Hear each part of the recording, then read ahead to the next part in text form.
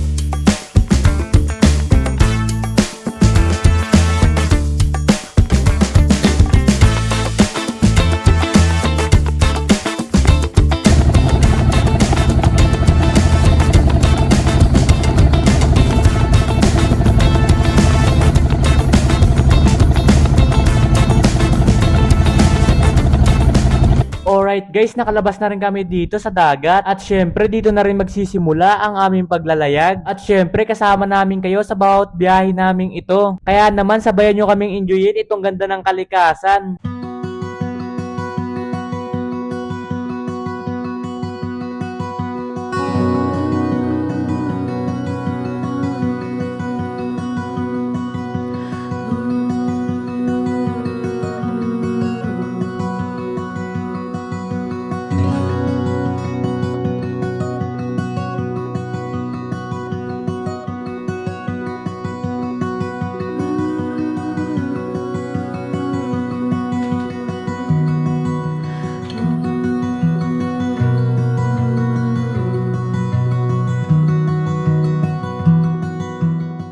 At dito nga guys, lumulubog na yung araw at malapit na kami sa pupuntahan namin. At aayusin na rin natin dito yung mga biwas na gagamitin natin. At naranasan na rin natin dito na magmaneho ng bangka. Kaya solid na experience talaga itong araw na to.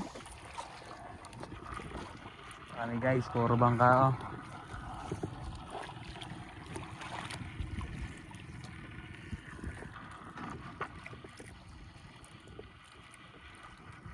Galing yan.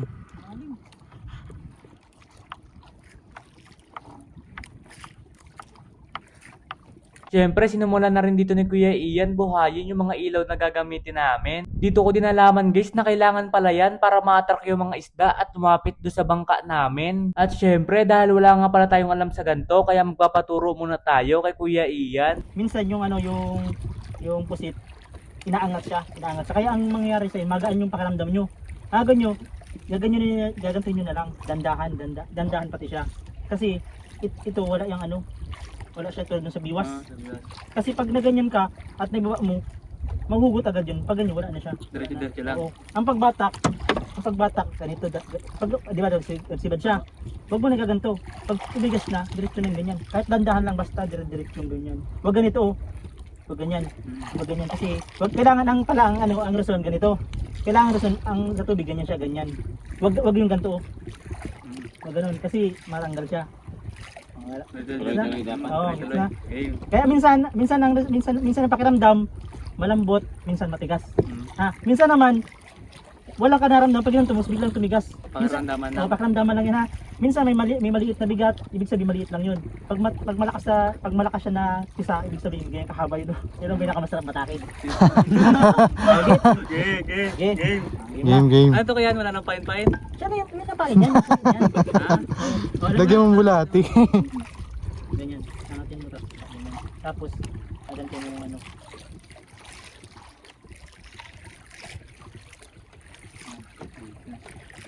Subukan nyo muna sa ano, 7 dipa. 1, ang lulos. Ayan pre, titingnan mo na to pre. Yun. Panata mo. Okay. Ito muna, ayan. Ito, Tapos, yan ang sasabi ko sa inyo. Hindi ganyan, ganyan no, mahaba. ay ganda. Yan. Sa balik. Oo. Hindi, kasi every 10 seconds siya. 10 seconds. Ganun. Ganda. Yan, namay naman. Ah. Bilang. Ganda pre. Pag timer ka, pre. Dad, may timer ka. Tuna yata to, tuna. Wala. Daw. Ay, wala pa. Kaya pre ah. Baka wala dito yung agad tayo. Wala pa talaga. Ganyan lang. Sige ka naman pre, magano ka. Huli na yata. Wala. Daw. Oh. Wala. Ang masama niyan, ako may makauna. Ay, hindi to kayo yan. Nakano na oh. Ramdam ko na oh. Kapang kalamaris na to. Pagka tumigas ha, kahit maliit na tigas lang, basta nagbago lang yung texture ng ano, parang nagbago lang yung konting, ano, kahit konti lang. Patakin mo ng danda, ng ganun lang yung daan. Kasi, minsan kahit kalamaris yun. Lamaris yun. Oh. Wala. Tigas niya, di ko. Di ba, ganyan ka, ganyan, di ba? Pag tumigas, diretso ng ganyan, ganyan. Ay, kaya na. Ganyan, hindi ka masyado, bilis ba, galaw. Huwag yung ganito. Kaya lang, galingan mo. Ang saranggulang bata ka Mm. nito. Wala kayo suka ay. Nalabot yung mga busit ay. Nakamusin kami guys. Ay. Tigas ah. Kahit pag tigas na nga kasi hindi man talaga mabago yan, yan talaga tigas niyan. Pag nag-iba yan ng anong talaga, ibig sabihin merong nag-iba. Minsan butiti. Nauwi. Kain yan, wag buti. Medyo. Hintay matiro. At dito nga guys, sinakuha na ni Kuya Ian yung pinakaunang huli namin. Hindi ko lang nabidyoan masyado guys, pero ito yung mga nangyari dito.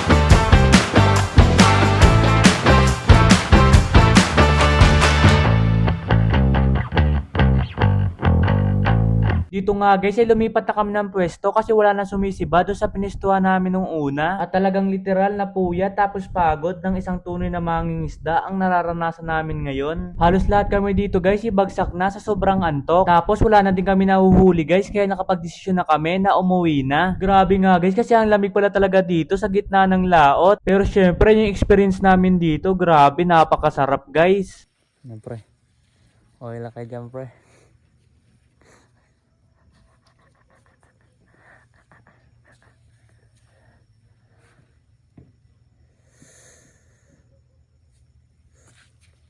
Hey. Ito nga pala guys lahat yung nahuli namin dito. Almost 1.5 kilo na rin ito guys kaya naman lulutuin na natin to. Grabe nga itong experience na to, talaga nga namang napakasaya. Dito ay natutunan namin na ang pangingisda ay hindi lang tungkol sa huli, kundi tungkol sa tiyaga, sipag at pag-asa. Kasi sa dagat naman guys, minsan may huli, minsan din ay wala. Parang ano lang siya guys, parang buhay lang natin. Minsan panalo, minsan hindi. Pero ang mahalaga ay hindi tayo sumusuko.